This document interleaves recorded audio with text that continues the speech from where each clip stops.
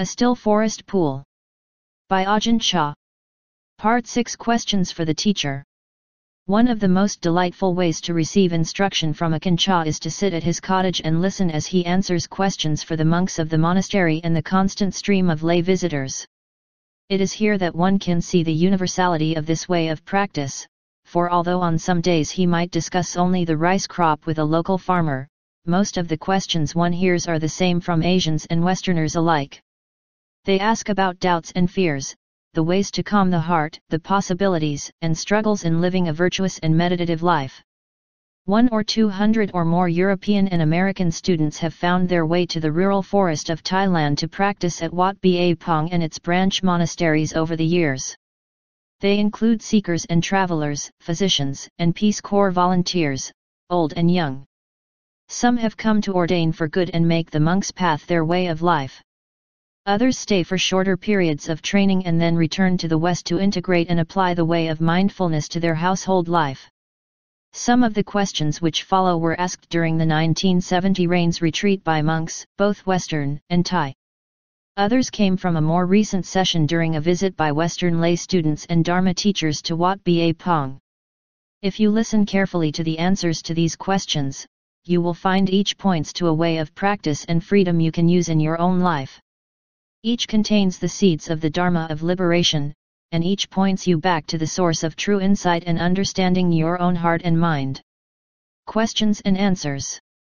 One part of these questions, answers, and discussions with Ajahn Chah was recorded during the visit of a group of Western disciples and Dharma teachers to Wat Ba Pong. Included also are parts of the questions and answers from living Buddhist masters, gathered at an earlier period during the 1970 Rains retreat at Wat Ba Pong Monastery.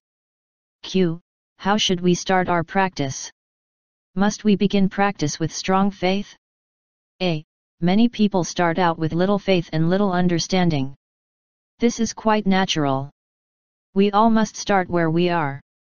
What matters is that those who practice must be willing to look into their own mind, their own circumstances, to learn about themselves directly. Then faith and understanding will mature in their hearts. Q. I'm trying very hard in my practice, but I don't seem to be getting anywhere. A. Don't try to get anywhere in practice. The very desire to be free or to be enlightened will be the desire that prevents your freedom. You can try as hard as you wish, practice ardently night and day, but if you still have the desire to achieve, you will never find peace. The energy from this desire will cause doubt and restlessness. No matter how long or how hard you practice, wisdom will not arise from desire. Simply let go. Watch the mind and body mindfully, but don't try to achieve anything. Otherwise, when you are beginning to practice meditation and your heart starts to quiet down, you will immediately think, "Oh, am I near the first stage yet? How much further do I have to go?" In that instant, you will lose everything. It is best just to observe how practice naturally develops. You have to pay attention without any concept of levels, simply and directly to what's happening in your heart or mind. The more you watch, the more clearly you'll see. If you learn to pay attention totally, then you don't have to worry about what stage you have attained, just continue in the right direction, and things will unfold for you naturally. How can I speak of the essence of practice? To walk forward is not correct, to back up is not correct, and to stand still is not correct. There is no way to measure or categorize liberation. Q. But aren't we seeking deeper concentration in practice? A.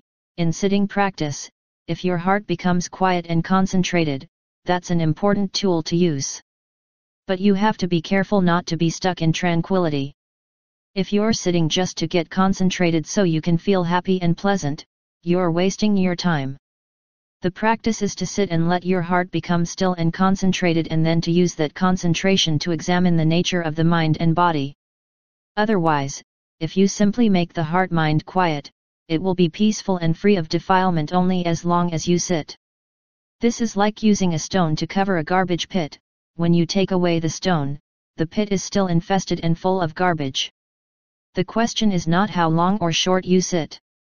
You must use your concentration not to temporarily get lost in bliss but to deeply examine the nature of the mind and body.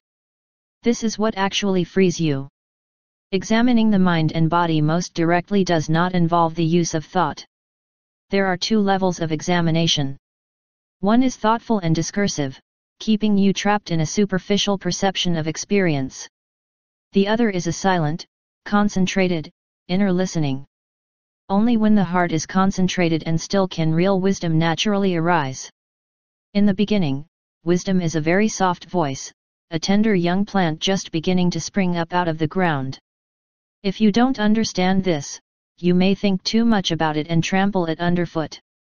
But if you feel it silently, then in that space, you can begin to sense the basic nature of your body and mental process. It is this seeing that leads you to learn about change, about emptiness, and about selflessness of body and mind. Q. But if we are not seeking anything, then what is the Dharma? A. Everywhere you look is the Dharma, constructing a building, walking down the road, sitting in the bathroom, or here in the meditation hall, all of this is Dharma. When you understand correctly, there is nothing in the world that is not Dharma. But you must understand. Happiness and unhappiness, pleasure and pain are always with us. When you understand their nature, the Buddha and the Dharma are right there. When you can see clearly, each moment of experience is the Dharma. But most people react blindly to anything pleasant, oh, I like this, I want more, and to anything unpleasant, go away, I don't like this, I don't want any more.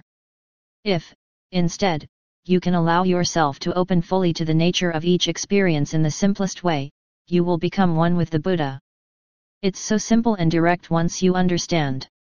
When pleasant things arise, understand that they're empty.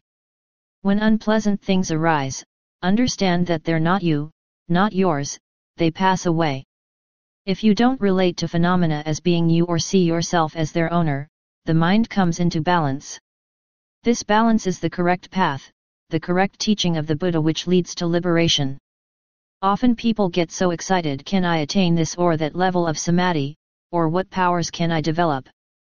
They completely skip over the Buddha's teaching to some other realm that's not really useful. The Buddha is to be found in the simplest things in front of you, if you're willing to look. And the essence of this balance is the no-grasping mind. When you begin to practice, it's important to have a proper sense of direction. Instead of just trying to which way to go and wandering around in circles, you must consult a map or someone who's been there before in order to establish a sense of the path. The way to liberation first taught by the Buddha was the middle path lying between the extremes of indulgence in desire and self-mortification. The mind must be open to all experience without losing its balance and falling into these extremes. This allows you to see things without reacting and grabbing or pushing away. When you understand this balance, then the path becomes clear. As you grow in understanding, when things come that are pleasant, you will realize that they won't last, that they're empty, that they offer you no security. Unpleasant things will also present no problem because you will see that they won't last either, that they're equally empty. Finally, as you travel further along the path, you will come to see that nothing in the world has any essential value. There's nothing to hold on to. Everything is like an old banana peel or a coconut husk. You have no use for it, no fascination with it. When you see that things in the world are like banana peels that have no great value for you, then you're free to walk in the world without being bothered or hurt in any way. This is the path that brings you to freedom. Q. Do you recommend that students do long, intensive, silent retreats? A. It's largely an individual matter. You must learn to practice in all kinds of situations, both in the marketplace and when you're really alone. Yet to start where it's quiet is helpful, that's one reason we live in the forest. In the beginning you do things slowly, working to become mindful. After a time you can learn to be mindful in any situation. Some people have asked about doing 6 months or a year of silent, intensive practice. For this there can be no rule, it has to be determined individually. It's like the ox carts that the villagers use around here. If the driver is going to carry a load to some town, he has to assess the strength of the cart, the wheels, and the oxen. Can they make it, or can't they? In the same way, the teacher and the student must be sensitive both to possibilities and to limitations. Is the student ready for this sort of practice? Is this the right time? Be sensitive and sensible, know and respect your own limits. This is also wisdom. Buddha talked about two styles of practice, liberation through wisdom and liberation through concentration. People whose style is liberation through wisdom hear the Dharma and immediately begin to understand it. Since the entire teaching is simply to let go of things, to let things be, they begin the practice of letting go in a very natural way, without a great deal of effort or concentration. This simple practice can take them eventually to that place beyond, if where there is no more letting go and no one to hold on. Some people, on the other hand, depending on their background, need a lot more concentration. They have to sit and practice in a very disciplined way over a long period of time. For them, this concentration, if it is used properly, becomes the basis for deep, penetrating insight. Once the mind is concentrated, it's like having finished high school. You can now go on to college and study any number of things. Once samadhi is strong, you can enter the different planes of absorption, or you can experience all the levels of insight, depending on how you choose to use it. In either case, liberation through wisdom and liberation through concentration must arrive at the same freedom in practice. Any of the tools of our practice applied without attachment can bring us to liberation. Even the precepts, whether the 5 precepts for householders, the 10 precepts for novices, or the 227 precepts for monks, can be used in the same way. Because these are disciplines that require mindfulness and surrender, there is no limit to their usefulness. For example, if you keep refining just the basic precept of being honest, applying it to your outer actions and inner contemplation, it has no limit. Like any other Dharma tool, it can set you free. Q. Is it useful to do loving-kindness meditation as a separate part of practice? A. Repeating words of loving-kindness can be useful, but this is a rather elementary practice.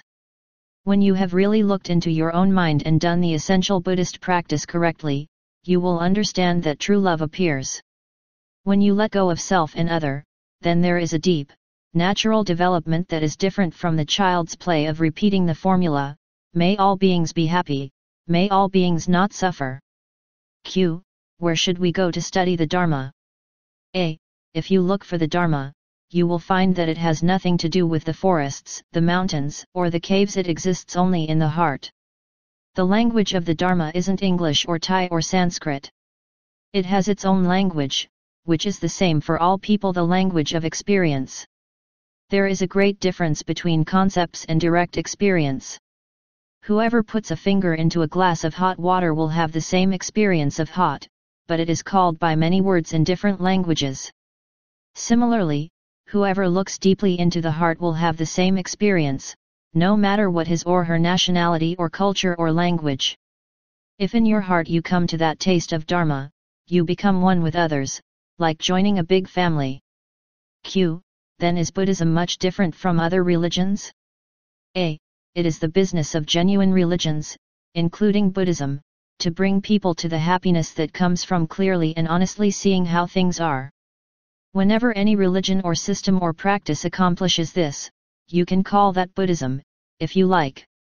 In the Christian religion, for example, one of the most important holidays is Christmas.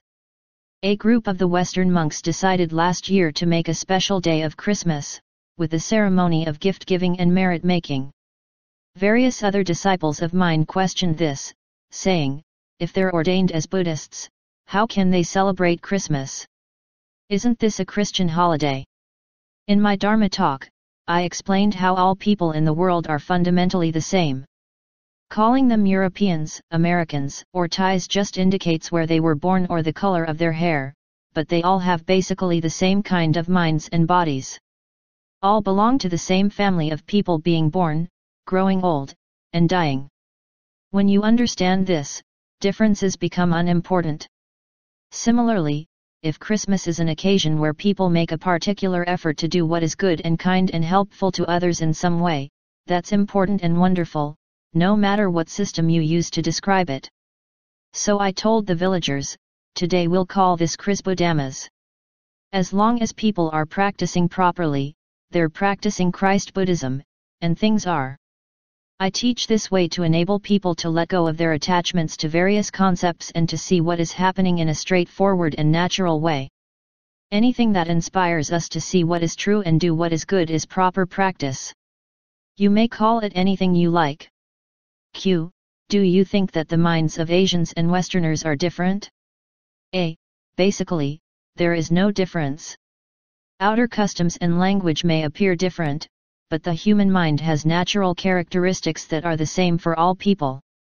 Greed and hatred are the same in an Eastern or a Western mind.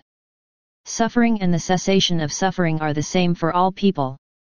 Q. Is it advisable to read a lot or to study the scriptures as a part of practice? A. The Dharma of the Buddha is not found in books. If you want to really see for yourself what the Buddha was talking about, you don't need to bother with books. Watch your own mind.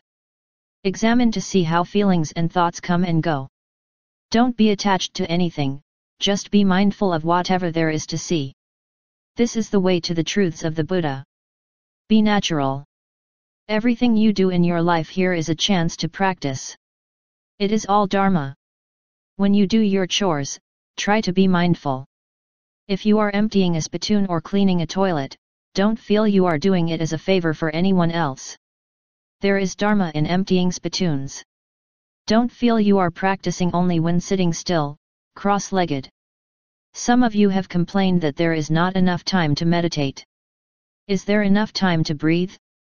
This is your meditation, mindfulness, naturalness, in whatever you do. Q. Why don't we have daily interviews with the teacher? A. If you have questions, you're welcome to come and ask them anytime. But we don't need daily interviews here. If I answer your every little question, you will never understand the process of doubt in your own mind. It is essential that you learn to examine yourself, to interview yourself. Listen carefully to the lecture every few days, then use this teaching to compare with your own practice. Is it the same? Is it different? Do you have doubts? Who is it that doubts? Only through self-examination can you understand. Q. What can I do about doubts? Some days I'm plagued with doubts about the practice or my own progress or the teacher. A. Doubting is natural. Everyone starts with doubts. You can learn a great deal from them. What is important is that you don't identify with your doubts. That is, don't get caught up in them, letting your mind spin in endless circles. Instead, watch the whole process of doubting, of wondering. See who it is that doubts. See how doubts come and go. Then you will no longer be victimized by your doubts. You will step outside of them, and your mind will be quiet. You can see how all things come and go. Just let go of what you're attached to. Let go of your doubts and simply watch. This is how to end doubting. Q. What about other methods of practice? These days, there seem to be so many teachers and so many different systems of meditation that it's confusing. A. It's like going into town. One can approach from the north, from the southeast, from many roads. Often these systems just differ outwardly. Whether you walk one way or another, fast or slow, if you are mindful, it's all the same. There's one essential point that all good practice must eventually come to: not clinging. In the end, you must let go of all meditation systems. Nor can you cling to the teacher. If a system leads to relinquishment, to not clinging, then it is correct practice. You may wish to travel, to visit other teachers and try other systems. Some of you have already done so. This is a natural desire. You will find out that 1,000 questions asked and knowledge of many systems will not bring you to the truth. Eventually you will get bored. You will see that only by stopping and examining your own heart can you find out what the Buddha talked about. No need to go searching outside yourself. Eventually, you must return to face your own true nature. Right where you are is where you can understand the Dharma. Q. Often it seems that many monks here are not practicing. They look sloppy or unmindful, and this disturbs me. A. Seeing other monks behaving badly, you get annoyed and suffer unnecessarily, thinking, he is not as strict as I am. They are not serious mediators like us. They are not good monks. Trying to get everyone to act as you wish them to act will only make you suffer. No one can practice for you, nor can you practice for anyone else. Watching other people will not help your practice, watching other people will not develop wisdom. It is a great defilement on your part. Don't make comparisons. Don't discriminate. Discrimination is dangerous, like a road with a very sharp curve. If we think others are worse than, better than, or the same as we are, we spin off the road. If we discriminate, we will only suffer. It is not for you to judge whether others' discipline is bad or they are good monks. The discipline of monks is a tool to use for your own meditation, not a weapon for criticizing or finding fault. Let go of your opinions and watch yourself. This is our Dharma. If you're annoyed, watch the annoyance in your own mind. Just be mindful of your own actions, simply examine yourself and your feelings. Then you will understand. This is the way to practice. Q. I have been extremely careful to practice sense restraint. I always keep my eyes lowered and am mindful of every little action I do. When eating, for example, I take a long time try to see each step chewing, tasting, swallowing, and so on, and I take each step deliberately and carefully. Am I practicing properly? A. Sense restraint is proper practice. We should be mindful of it throughout the day. But don't overdo it. Walk, eat, and act naturally, and then develop natural mindfulness of what is going on within yourself. To force your meditation or force yourself into awkward patterns is another form of craving. Patience and endurance are necessary. If you act naturally and are mindful, wisdom will come naturally. Q. Then what is your advice to new practitioners? A. The same as for old practitioners. Keep at it. Q. I can observe anger and work with greed, but how does one observe delusion? A. You're riding a horse and asking where's the horse. Pay attention. Q. What about sleep? How much should I sleep? A. Don't ask me, I can't tell you. What's important, though, is that you watch and know yourself. If you try to go with too little sleep, the body will feel uncomfortable, and mindfulness will be difficult to sustain. Too much sleep, on the other hand, leads to a dull or restless mind. Find the natural balance for yourself. Carefully watch the mind and body, and keep track of sleep needs until you find the optimum. To wake up and then roll over for a snooze is defilement. Establish mindfulness as soon as your eyes open. As for sleepiness, there are many ways to overcome it. If you are sitting in the dark, move to a lighted place. Open your eyes. Get up and wash or slap your face, or take a bath. If you are sleepy, change postures. Walk a lot, walk backwards. The fear of running into things will keep you awake. If this fails, stand still, clear the mind, and imagine it's broad daylight. Or sit on the edge of a high cliff or deep well. You won't dare sleep. If nothing works, then just go to sleep. Lie down carefully, and try to be aware until the moment you fall asleep. Then as soon as you awaken, get right up. Q. How about eating? What is the proper amount to eat? A. Eating is the same as sleeping. You must know yourself. Food must be consumed to meet bodily needs. Look at your food as medicine. Are you eating so much that you feel sleepy after the meal and are getting fatter every day? Try to eat less. Examine your own body and mind, and as soon as 5 more spoonfuls will make you full, stop and take water until just properly full. Go and sit. Watch your sleepiness and hunger. You must learn to balance your eating. As your practice deepens, you will naturally feel more energetic and eat less. But you must adjust yourself. Q. Is it necessary to sit for very long periods of time? A. No, sitting for hours on end is not necessary. Some people think that the longer you can sit, the wiser you must be. I have seen chickens sit on their nests for days on end. Wisdom comes from being mindful in all postures. Your practice should begin as soon as you awaken in the morning and should continue until you fall asleep. Don't be concerned about how long you can sit. What's important is only that you keep watchful, whether you're walking or sitting or going to the bathroom. Each person has his own natural pace. Some of you will die at age 50, some at age 65, and some at age 90.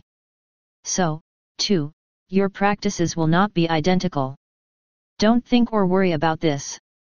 Try to be mindful, and let things take their natural course. Then your mind will become still in any surroundings, like a clear forest pool. All kinds of wonderful, rare animals will come to drink at the pool, and you will clearly see the nature of all things. You will see many strange and wonderful things come and go, but you will be still. This is the happiness of the Buddha. I still have many thoughts, and my mind wanders a lot, even though I'm trying to be mindful. Don't worry about this. Just try to keep your mind in the present. Whatever arises in the mind, just watch it and let go of it. Don't even wish to be rid of thoughts. Then the mind will return to its natural state. No discriminating between good and bad, hot and cold, fast and slow. No me and no you, no self at all, just what there is. When you walk, there is no need to do anything special. Simply walk and see what is there. No need to cling to isolation or seclusion. Wherever you are, know yourself by being natural and watching. If doubts arise, watch them come and go. It's very simple. Hold on to nothing. It's as though you are walking down a road. Periodically you will run into obstacles. When you meet defilements, just see them and overcome them by letting them go. Don't think about the obstacles you've already passed, don't worry about those you have not yet seen. Stick to the present. Don't be concerned about the length of the road or the destination. Everything is changing. Whatever you pass, don't cling to it. Eventually the mind will reach its natural balance where practice is automatic. All things will come and go of themselves. What about specific hindrances which are difficult? For example, how can we overcome lust in our practice? Sometimes I feel as if I'm a slave to my sexual desire. Lust should be balanced by contemplation of loathsomeness. Attachment to bodily form is one extreme, and one should keep the opposite in mind. Examine the body as a corpse and see the process of decay, or think of the parts of the body, such as lungs, spleen, fat, feces, and so forth. Remembering these and visualizing the loathsome aspects of the body will free you from lust. How about anger? What should I do when I feel anger arising? You can just let go of it, or else learn to use loving kindness. When angry states of mind arise strongly, balance them by developing feelings of loving kindness. If someone does something bad or gets angry, don't get angry yourself. If you do, you are being more ignorant than they. Be wise. Keep compassion in mind, for that person is suffering. Fill your mind with loving kindness as if he were a dear brother. Concentrate on the feeling of loving kindness as a meditation subject. Spread it to all beings in the world. Only through loving kindness is hatred overcome. Why must we do 50 much bowing? Bowing is a very important outward form of the practice that should be done correctly. Bring the forehead all the way to the floor. Have elbows near the knees about 3 inches apart. Bow slowly, mindful of your body. It is a good remedy for our conceit. We should bow often. When you bow 3 times, you can keep in mind the qualities of the Buddha, the Dharma, and the Sangha, that is, the qualities of purity, radiance, and peace. We use the outward form to train ourselves, to harmonize body and mind. Don't make the mistake of watching how others bow. If young novices are sloppy or the aged monks appear unmindful, this is not for you to judge. People can be difficult to train. Some learn fast, but others learn slowly. Judging others will only increase your pride. Watch yourself instead. Bow often, get rid of your pride. Those who have really become harmonious with the Dharma get far beyond the outward form. Because they have gone beyond selfishness, everything they do is a way of bowing. Walking, they bow; eating, they bow; defecating, they bow. Q. What is the biggest problem for your new disciples? A. Opinions. Views and ideas about all things, about themselves, about practice, about the teachings of the Buddha. Many of those who come here have a high rank in the community. They are wealthy merchants, college graduates, teachers, government officials. Their minds are filled with opinions about things, and they are too clever to listen to others. Those who are too clever leave after a short time; they never learn. You must get rid of your cleverness. A cup filled with dirty, stale water is useless. Only after the old water is thrown out can the cup become useful. You must empty your minds of opinions, then you will see. Our practice goes beyond cleverness and stupidity. If you think, I am clever, I am wealthy, I am important, I understand all about Buddhism, you cover up the truth of anatta, or non-self. All you will see is self, I, mine. But Buddhism is letting go of self-voidness, emptiness, nirvana. If you think yourself better than others, you will only suffer. Q. Are defilements such as greed or anger merely illusory, or are they real? A. They are both. The defilements we call lust or greed, anger, and delusion, are just outward names and appearances, just as we call a bowl large, small, or pretty. If we want a big bowl, we call this one small. We create such concepts because of our craving. Craving causes us to discriminate, while the truth is merely what is. Look at it this way. Are you a man? Yes. This is the appearance of things. But you are really only a combination of elements or a group of changing aggregates. If the mind is free, it doesn't discriminate. No big and small, no you and me. Nothing. We say anatta, or not self, but really, in the end, there is neither atta nor anatta. Q. Could you explain a little more about karma? A. Karma is action. Karma is clinging. Body, speech, and mind all make karma when we cling. We create habits that can make us suffer in the future. This is the fruit of our attachment, of our past defilement. When we were young, our parents used to get angry and discipline us because they wanted to help us. We got upset when parents and teachers criticized us, but later, we could see why. That is like karma. Suppose you were a thief before you became a monk. You stole, made others, including your parents, unhappy. Now you are a monk, but when you remember how you made others unhappy, you feel badly and suffer even today. Or if you did some act of kindness in the past and remember it today, you will be happy, and this happy state of mind is the result of past karma. Remember, not only body but also speech and mental action can make conditions for future results. All things are conditioned by cause, both long-term and moment-to-moment. But you need not bother to think about past, present, or future, merely watch the body and mind now. You can figure out your karma for yourself if you watch your mind. Practice and you will see clearly. After long practice you will know. Make sure, however, that you leave others to their own karma. Don't cling to or watch others. If I take poison, I suffer, no need for you to share it with me.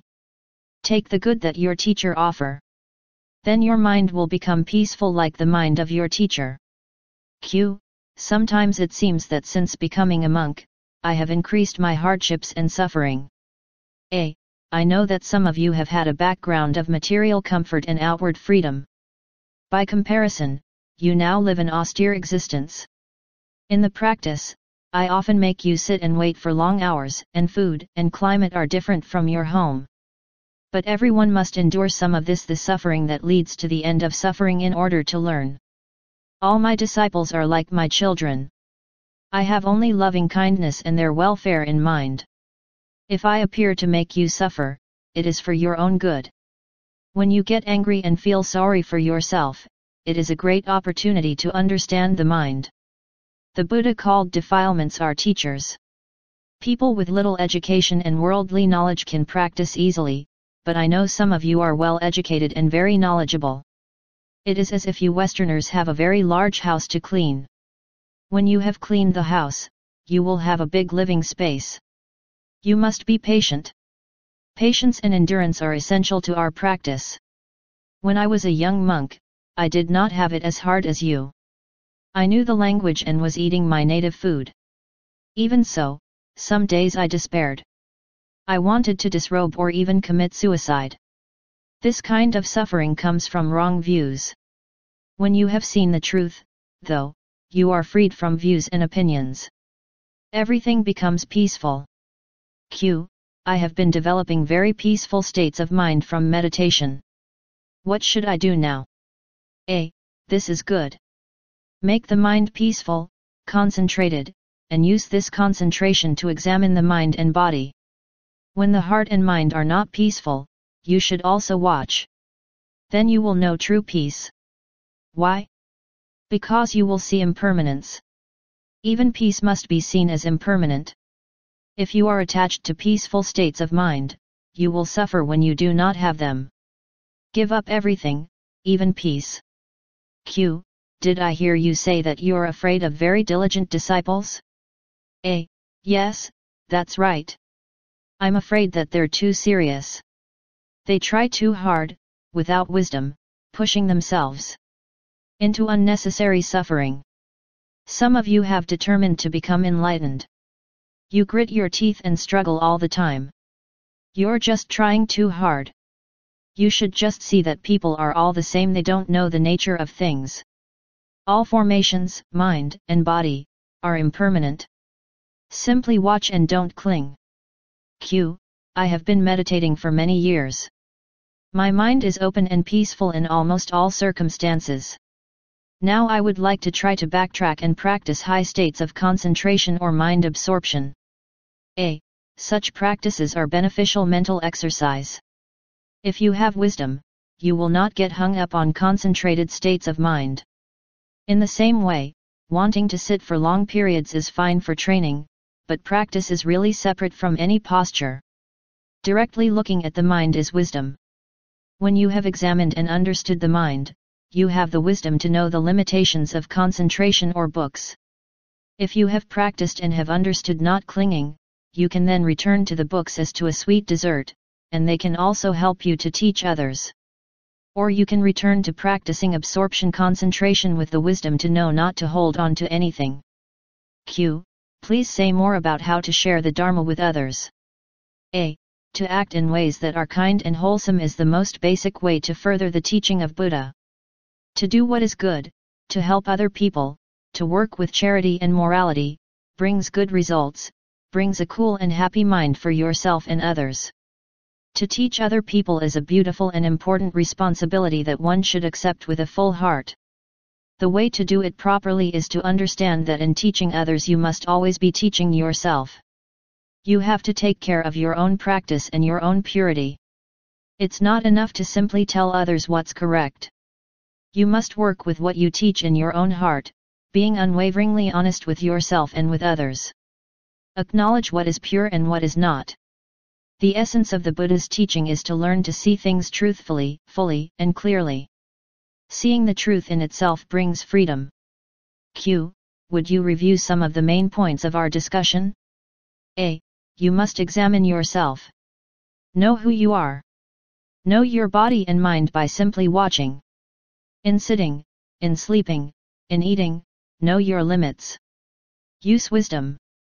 The practice is not to try to achieve anything. Just be mindful of what is. Our whole meditation is to look directly at the heart/mind. You will see suffering, its cause, and its end. But you must have much patience and endurance. Gradually you will learn. The Buddha taught his disciples to stay with their teacher for at least 5 years. Don't practice too strictly. Don't get caught up with outward form. Simply be natural and watch that. Our monks' discipline and monastic rules are very important. They create a simple and harmonious environment. Use them well. But remember, the essence of the monk's discipline is watching intention, examining the heart. You must have wisdom. Watching others is bad practice. Don't discriminate. Would you get upset at a small tree in the forest for not being tall and straight like some of the others? Don't judge other people. There are all varieties, no need to carry the burden of wishing to change them all. You must learn the value of giving and of devotion. Be patient, practice morality, live simply and naturally, watch the mind. This practice will lead you to unselfishness and peace.